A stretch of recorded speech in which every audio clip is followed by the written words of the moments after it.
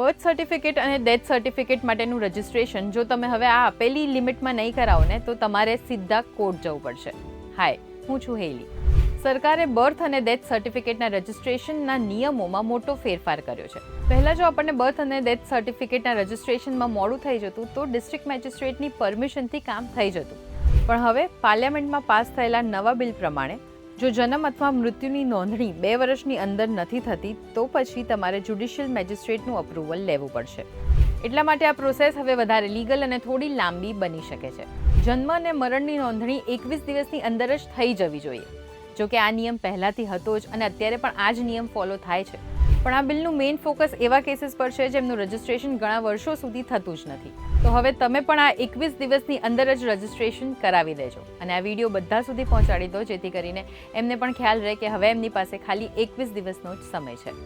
અને આવા જ ઇન્ફોર્મેટિવ ન્યૂઝ માટે ગુજરાત સમાચારના પેજને ફોલો કરી લો.